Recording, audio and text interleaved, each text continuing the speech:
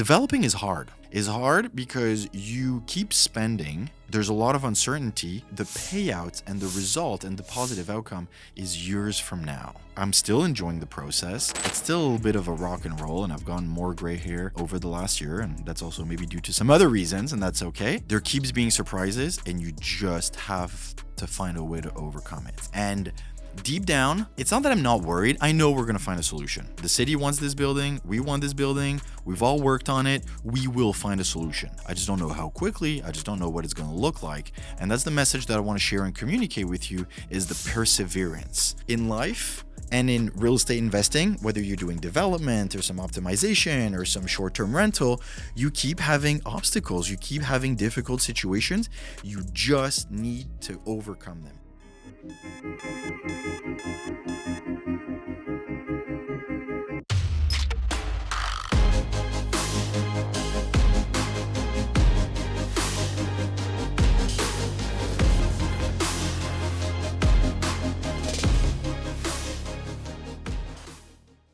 Hello, and welcome back to the Very Real Estate Effect podcast, a show dedicated to real estate investing right here in Quebec. And today, I'm alone, and I'm very happy to.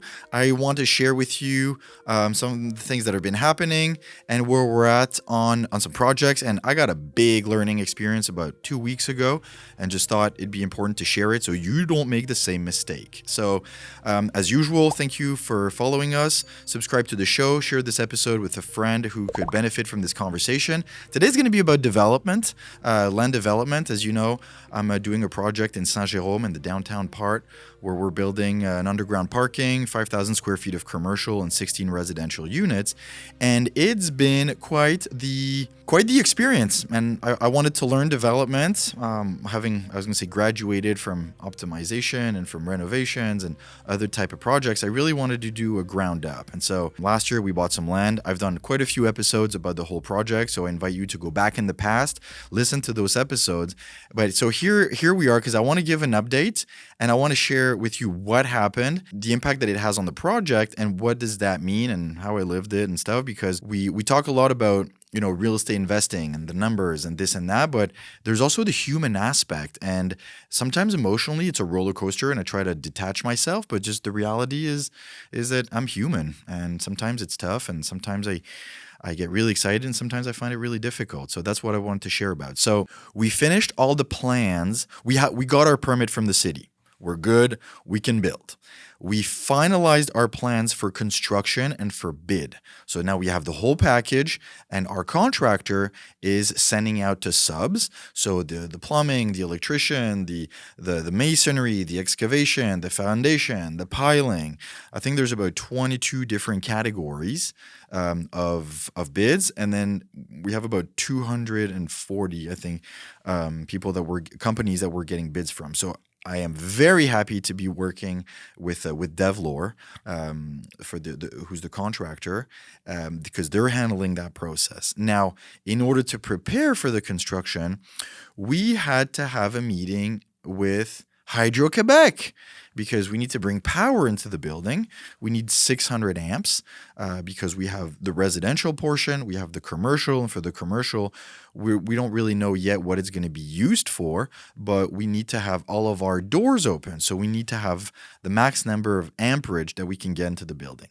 So we got in touch with Hydro-Québec. This is where this whole story gets interesting. So we got in touch with Hydro-Québec. Our engineering is complete, so we know where we need to bring power into the building to go directly into the electrical room. Not too surprising.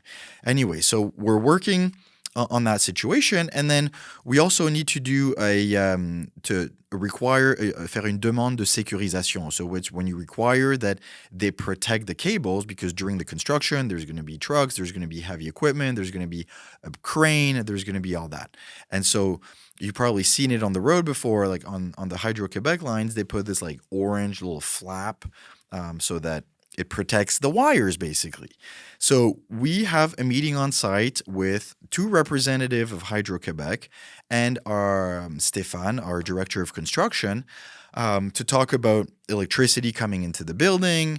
And because in front of the property on the sidewalk, we have a few electrical poles. So, hey, let's talk about it.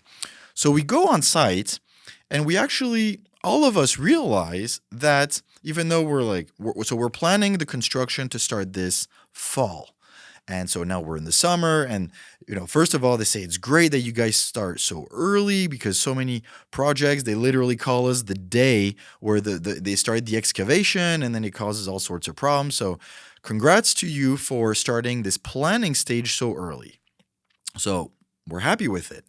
And the more it goes and the more we realize, so they start to take measurements like the distance between the poles, and they look at the equipment. So now I actually look at electrical poles in a completely different way because there's actually 3 networks, at least on the ones that we have. We have some, and this was kind of a surprise, is that we have some medium intensity. So voltage moyen, so about 24,000 volts that arrives along the property line, near the property line, and then we have 2 or 3 electrical poles with that voltage, and then it goes down the post, it crosses the street, and one of those poles powers the university building that we have across the street, and then the other one further down the street is we have a big federal building.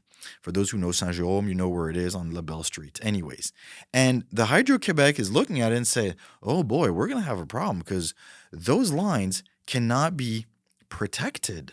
And we're like, well, what do you mean? It's like 24,000 volts. You can't put the little orange protection on it. And the distance that you have between the poles, you can only have a maximum of 14 meters.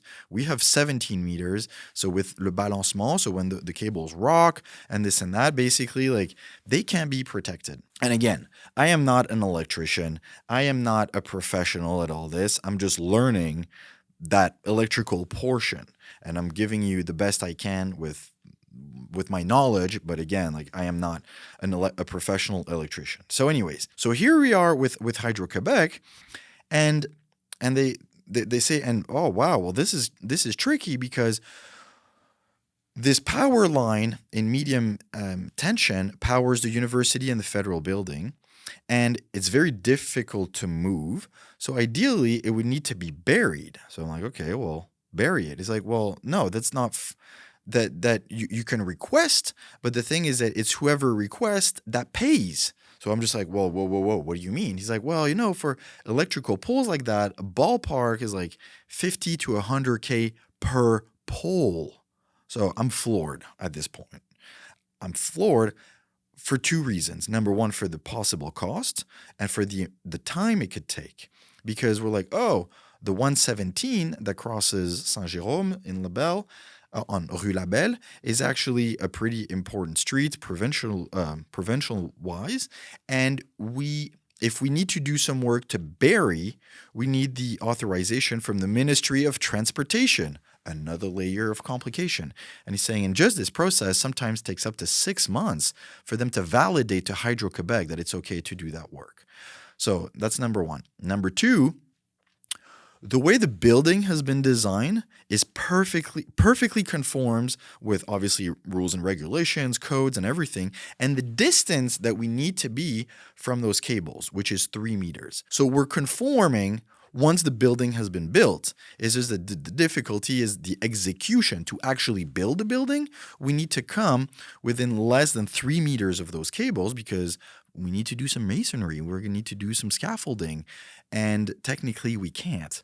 So this is where we're starting to have a problem. Also, we need to put one of those big cranes, for about a year to move materials around the site.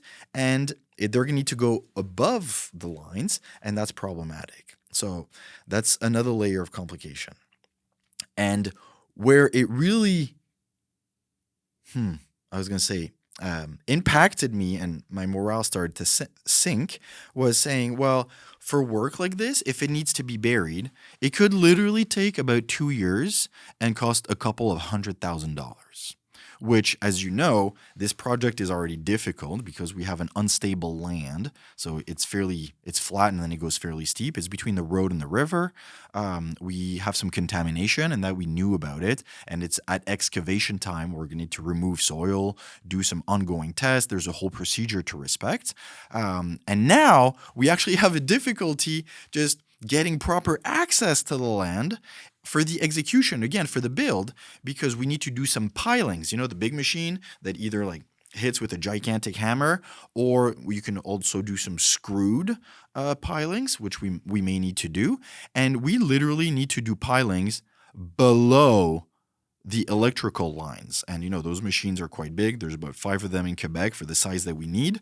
They take a lot of space, and the cables are, so we need to stay below, I think, 4.5 meters, which is going to be very challenging. So now we're working with Hydro-Québec to see like how we're going to go about this. What are we going to do? So first of all, like that meeting was a big reality check. We absolutely didn't see this coming.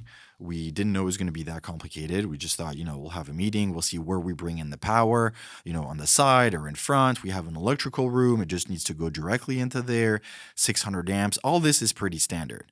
But now the actual layout right now is is quite complicated. So now I'm dealing with Hydro-Québec. I'm also working with the city, because as we're going to be developing a large part of that street and looking at pictures and also going around town, it's one of the last streets in the downtown part where the cables haven't been buried. So now we're trying to see with the city if, they would pick up maybe some of that cost. We're starting the conversation, and me sharing this story, I hope will not shoot me in the foot and impact those negotiations. But the point that I wanted to make is that developing is hard. Is hard because you keep spending. There's a lot of uncertainty, and just the payouts and the result and the positive outcome is years from now. And I'm still enjoying the process. It's still a little bit of a rock and roll, and I've gotten more gray hair over the last year, and that's also maybe due to some other reasons, and that's okay. But just there keeps being surprises, and you just have to find a way to overcome it. And deep down, it's not that I'm not worried. I know we're going to find a solution. The city wants this building. We want this building. We've all worked on it. We will find a solution. I just don't know how quickly. I just don't know what it's going to look like. And that's the message that I want to share and communicate with you, is the perseverance. In life and in real estate investing, whether you're doing development or some optimization or some short-term rental, you keep having obstacles. You keep having difficult situations. You just need to overcome them. You need to find solutions. You need to be creative. And I know it's easy to say, like sitting here in a recording studio, but when I was on the land with my boots looking at the poles, I was a little discouraged. And I still am, but I know we're going to find a solution. In life, there's no problems, there's only solutions. And what I want to communicate with you is, before you get involved into a project, do as much due diligence as you can. And that's what I thought I did. The hydro situation, I just didn't see it coming. We just didn't know. We will find a solution. And on my morale, for about a week, I was quite down, even a little bit earlier this week. But now I'm like, hey, the more time goes, the better the project is going to be. The community wants it. We want it. We will find a solution. We just need to keep plowing through it. So that's just kind of sharing the story, sharing the message. And over the next episodes in the future, I'll be more than happy to share the developments on this story about what we're going to do for the hydro lines. We came up with a number of different solutions. So obviously the contractor has experience into this. And so we're seeing with Hydro-Québec, if, in Montreal, sometimes you see a big concrete block with a hole, they stick a temporary post and they actually just move the lines. Another one is to bury them, but that's a lot more costly. Another one is we found a way that still have the lines go actually on our land, give them a servitude, but that we don't have to pay for all of it, because we obviously want to minimize the financial impact, but also the delay. Imagine it takes a year to fix this. That's a year where we can't start the project. So chop, chop, we're now in solution mode, and we will find a solution with Hydro-Québec. We've actually had some pretty good points of contacts over there. It was very positive, as difficult as that situation is.